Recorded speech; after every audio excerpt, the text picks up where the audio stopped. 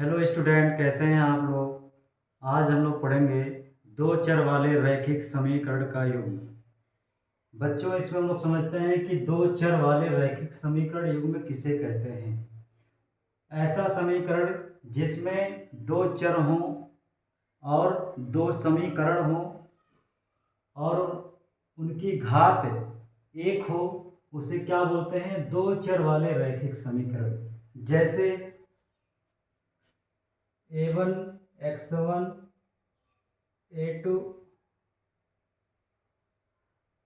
b1 y1 plus c1 बराबर 0। इसमें देखिए बच्चों, इसमें दो चर है। कौन सा है? x और y दो चर हैं। तो दो चर हो गया। रैखिक कब कहेंगे? जब x की घात एक हो, y की घात एक हो, तो उसे क्या बोलते हैं? दो चर वाले रैखिक समीकरण। युग्म मतलब होता है जोड़ा। तो एक समीकरण और लिख देते हैं, a2 x2 plus b2 y2 plus c2 बराबर 0।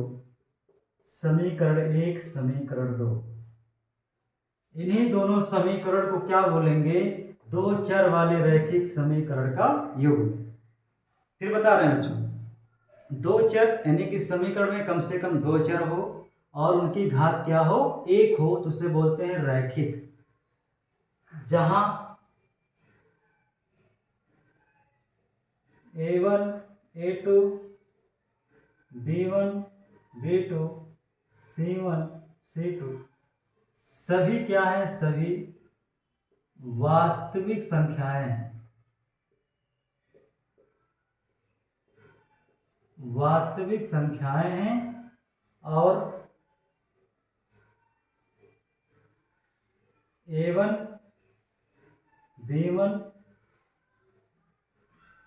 a2 b2 कभी भी 0 के बराबर नहीं होंगे। यानी कि जो इसमें a1 b1 c1 a2 b2 c2 दिया है, सभी वास्तविक संख्याएं हैं। यानी कि इसके जगह पे कुछ भी हो सकता है। माइनस की भी हो सकती है संख्याएं, प्लस की होंगी संख्याएं, करड़ी में भी हो सकता है संख्याएं आ जाए। एक जगह पे करड़ी में भी हो सकता आ जाए। लेकिन a1 b1 a2 b2 कभी 0 के बराबर नहीं होगा। अगर 0 के बराबर हो जाता है तो दो चर वाले में रैखिक समीकरण का युग्म अस्तित्व क्या हो जाएगा? खत्म हो जाएगा। इसलिए ऐसा है, कभी भी 0 बराबर नहीं होंगे। इन्हीं दोनों समीकरणों को क्या बोलते हैं बच्चों? दो चर वाले रैखिक समीकरण का युग्म। नोट कर लीजिए।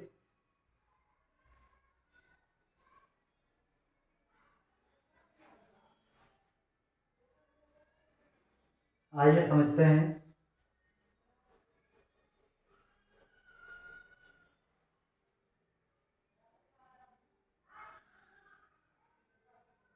पहला है संपाती कब होगा।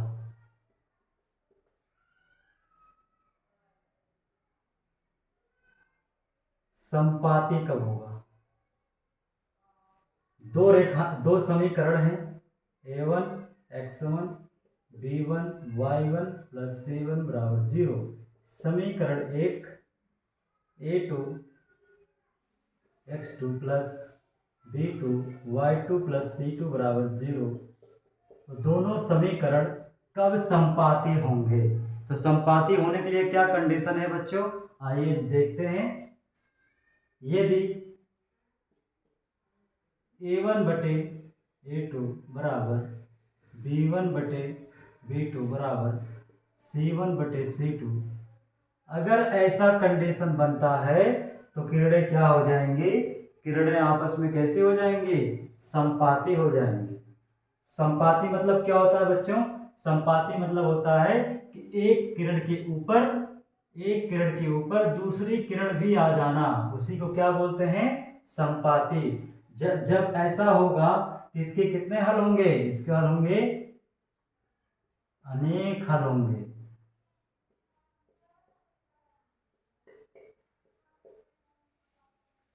नोट कर लीजिए।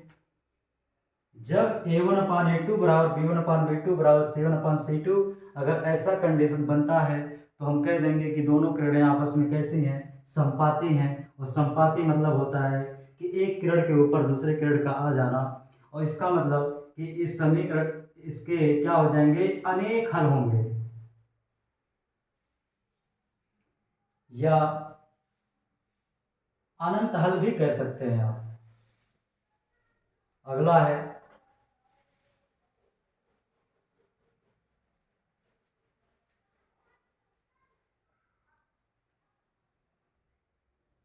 दूसरा है समांतर। किरणें समांतर कब होंगी? a1x1 plus a2 y1 plus c1 बराबर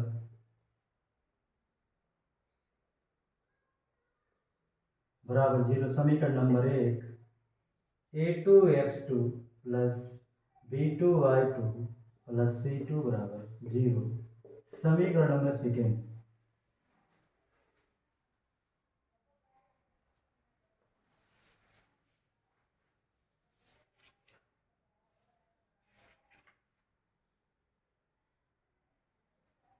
ये दोनों समीकरण कब समांतर होंगे, उसके लिए कंडीशन क्या है बच्चे? यदि a1 अपान a2 बराबर b1 upon b2 not equal to c1 upon c2, अगर ऐसा कंडीशन बनता है तो किरणें क्या हो जाएंगी? समांतर हो जाएंगे। लिखेंगे समांतर होंगे। समांतर होने का मतलब बच्चों, दोनों किरणें आपस में कैसी हो जाएंगी? समांतर हो जाएंगी। जब समांतर हो जाएंगी तो इनके बीच में कोई हल नहीं मिलेगा, हो जाएगा कोई हल नहीं होगा। नोट कर लीजिए।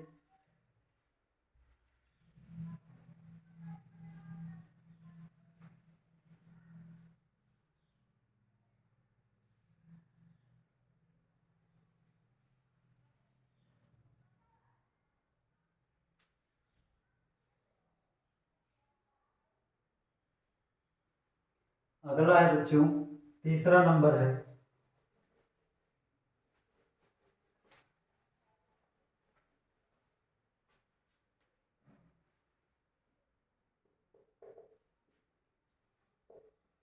एक बिंदु पर प्रतिच्छेद।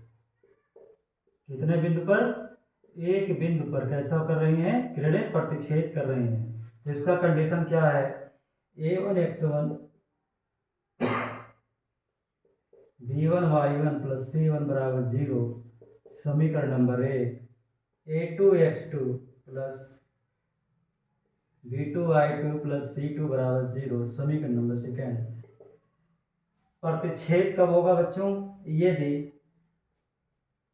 a1 upon a2 not equal to b1 upon b2, अगर ऐसा कंडीशन बनता है तो किरणें क्या करेंगी? एक बिंदु पर प्रतिच्छेद करेंगी। एक बिंदु पर प्रतिच्छेद करने का मतलब बच्चों, एक किरण ऐसे हो रही है और एक किरण ऐसे हो रही है। एक बिंदु पर प्रतिच्छेद कर रही है किरणें, यानी कि इसका क्या होगा? इसका यूनिक हल होगा, यानी कि एक हल होगा। नोट कर लीजिए।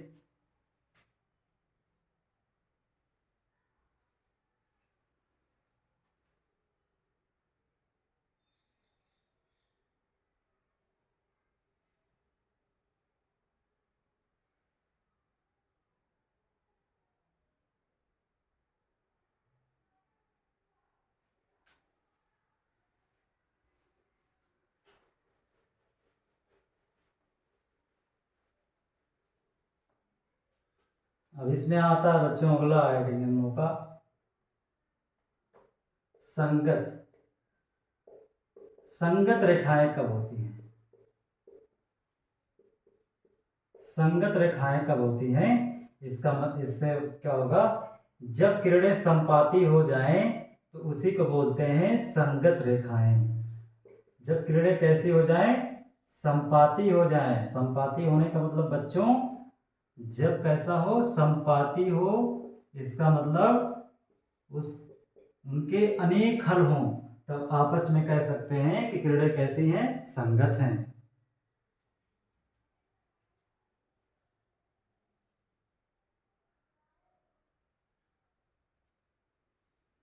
यहाँ रेखाएं नहीं होगा बच्चों, गलती होगा, समीकरण होगा।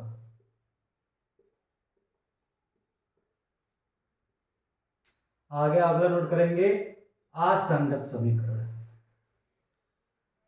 अगला हो जाएगा असंगत समीकरण। असंगत कब होगा, जब किरणें A1/A2 not equal to B1/B2 और A1/A2 बराबर B1/B2 not equal to C1/C2। इसका मतलब होता है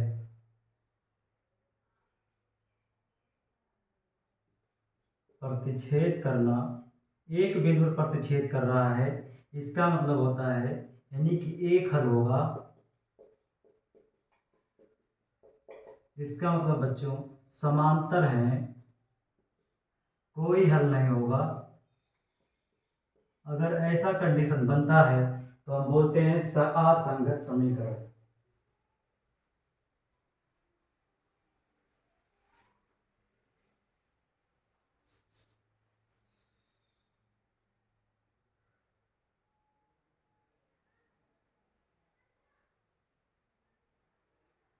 अब बच्चों हम लोग एग्जाम्पल से समझते हैं कि कैसे ज्ञात करते हैं कि संपाती है, कि एक बिंदु पर प्रतिच्छेद कर रहा है, कि समांतर है।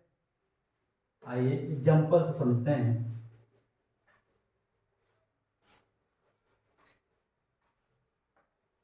पहला क्वेश्चन है 2x + 3y + 9 = 0। समीकरण नंबर 1।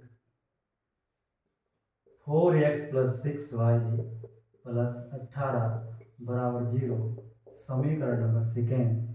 अब तुलना क्या करेंगे बच्चों, A1/A2 का मान कितना हो जाएगा, 2/4 मतलब 1/2।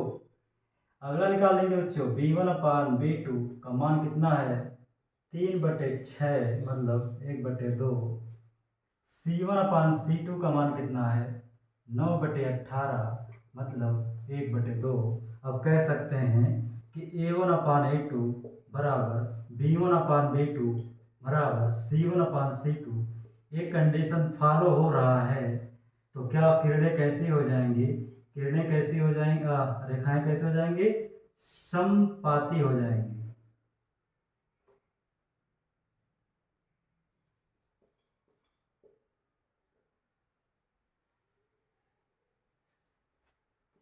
किरणें हो जाएंगी समपाती, मतलब अनेक हल हो जाएंगे इसके। नोट कर लीजिए।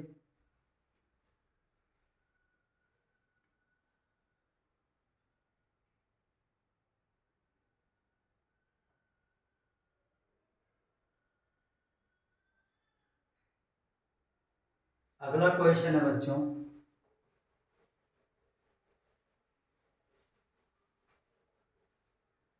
अगला क्वेश्चन है x + 2y - 4 = 0। समीकरण नंबर 1। 2x + 4y - 12 = 0। समीकरण नंबर 2। बच्चों अब यहाँ तुरंत निकालते हैं। A1/A2 का मान कितना है, यहाँ वह 1 है तो 1/2। B1/B2 का मान कितना हो जाएगा बच्चों, 2/4 है मतलब 1/2 हो जाएगा।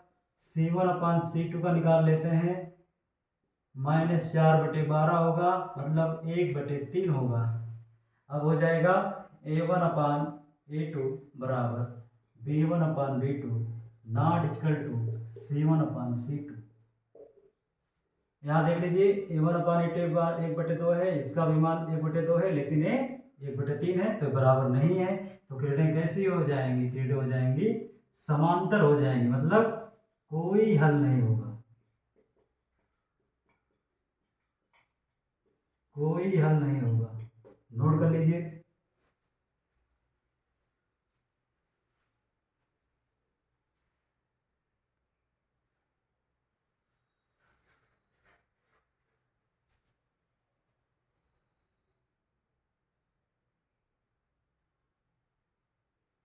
अगला क्वेश्चन है बच्चों,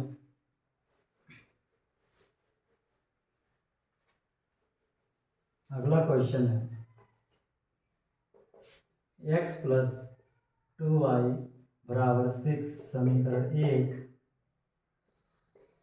6x प्लस 8y बराबर 19 बराबर समीकरण सेकंड है।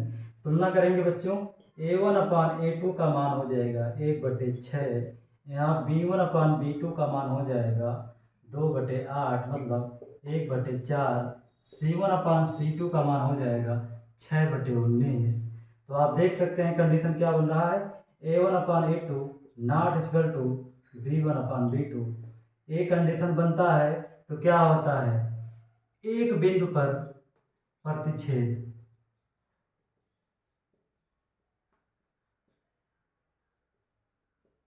एक बिंदु पर प्रतिच्छेद मतलब कैसा हल होगा, एक हल होगा,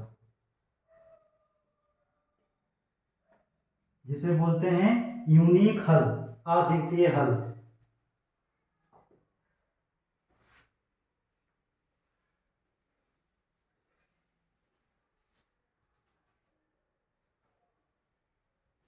इसी के साथ बच्चों आज का क्लास समाप्त हुआ, जिसमें आपको दो चर वाले रैखिक समीकरण बताया गया क्या होता है, समपाती कैसे होता है, समांतर कब होता है, एक बिंदु पर प्रतिच्छेद कब होता है, इसके बारे में बताया गया। इसी प्रकार हमारे YouTube चैनल को अधिक से अधिक लाइक कीजिए, कमेंट कीजिए, सब्सक्राइब कीजिए। धन्यवाद।